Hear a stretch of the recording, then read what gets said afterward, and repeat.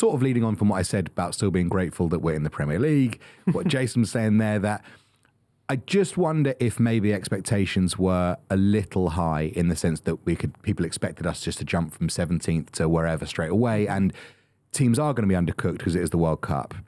We're a bit unlucky, I suppose, that Brentford, the team we're facing on Saturday, are not in that situation. They hit the ground running, and that might be a tough game, whereas if you'd had a promoted team or even someone like Liverpool who look as undercooked as we do. And I just wonder if maybe it's fair to just dampen expectations slightly, particularly for the start of the season, and maybe we can see where we are after the first international break, where we've got a bit more football under our feet and we can go from there. Or, should the expectation be, it's Champions League or bust?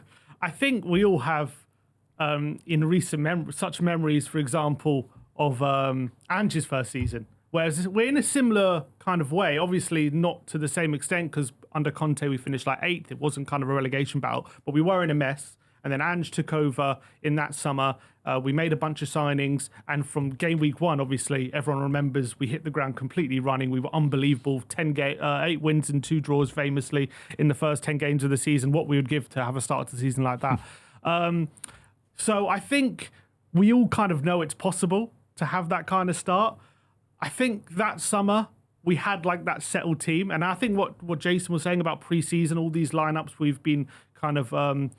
we've seen, I think he's absolutely spot on. We haven't really had our best 11 at all in pre-season for any games. We've been using a lot of youngsters and all that kind of stuff. I think under that pre-season under Ange, you saw even in pre-season we're using the settled team pretty much from the beginning. So I completely agree. I kind of agree with what you're saying. Like, I can't see Tottenham hitting the ground running this time, because as much as I believe in De Zerbi and I believe that the signings are going to make us a better team, the forward line still has so much work.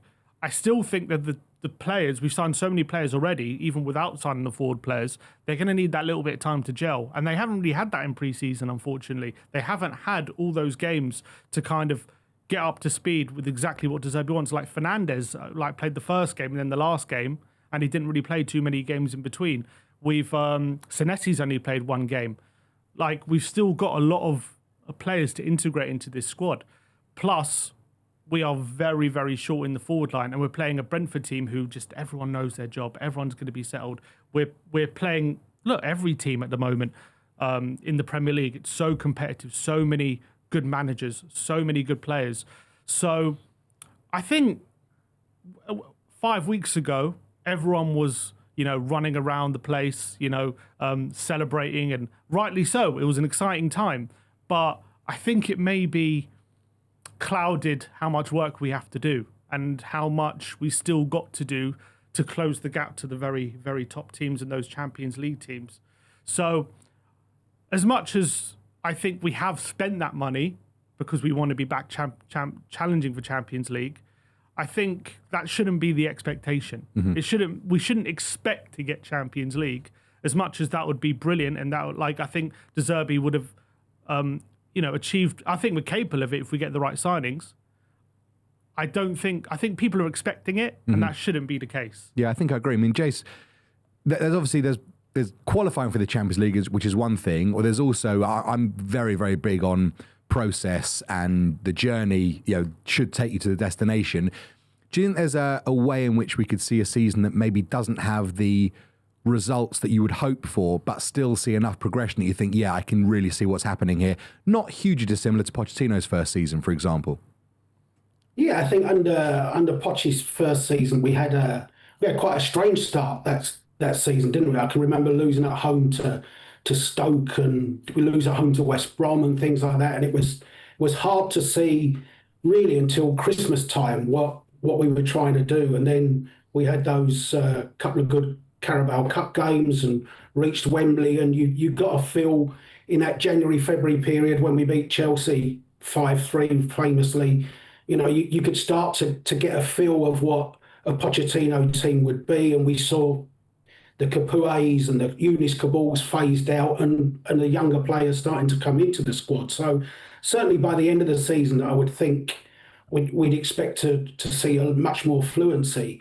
I think it would be a big disappointment, because the perception is we will continue to spend and spend quite big between now and the window, whoever those players are. And I think if we're going to spend, regardless of the net spend, I think if you're going to spend 400 million, it brings a lot of attention to your club from outside.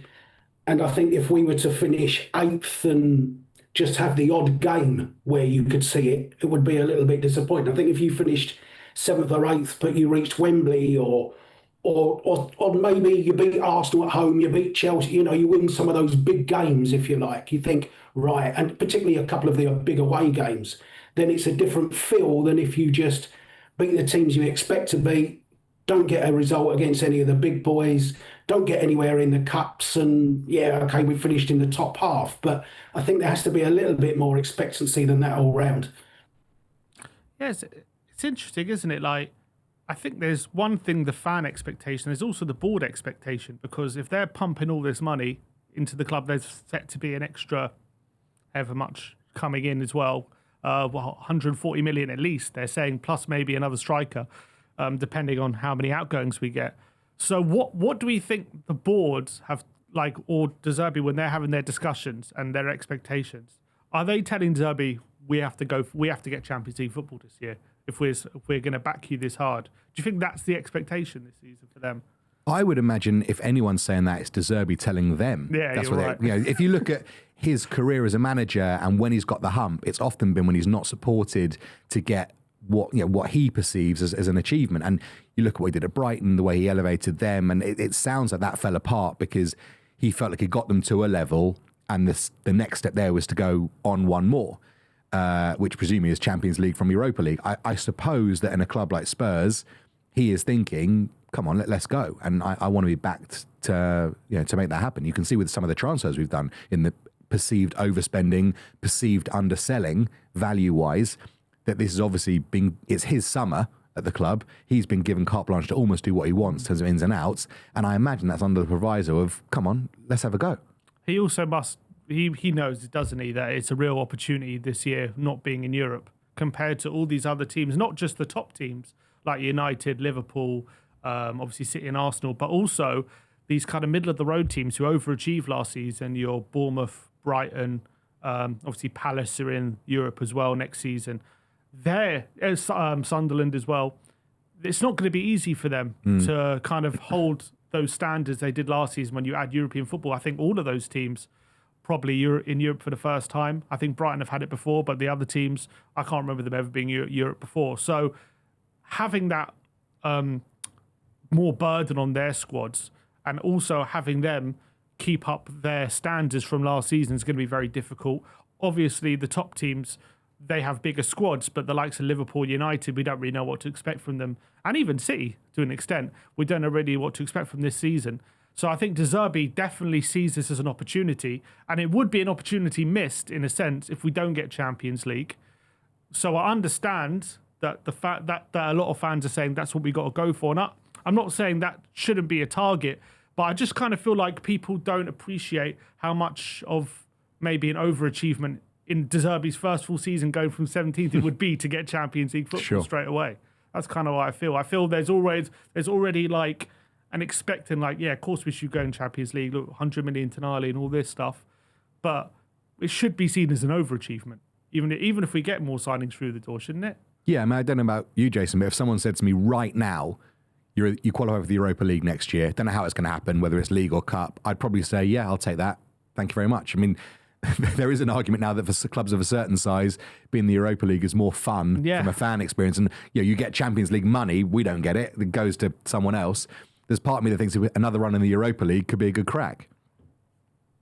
Yeah, I'm probably a little bit different in the expectancy isn't Champions League football, but I still look at what's been required for Champions League football and what's been required for top 5 positions. And I think if you look at it, and it's the statistical thing, top 5 football is pretty much 65 points, 65, 66 points gets you top 5 football. And in a season that we had last year, 65 points is only 8 extra wins.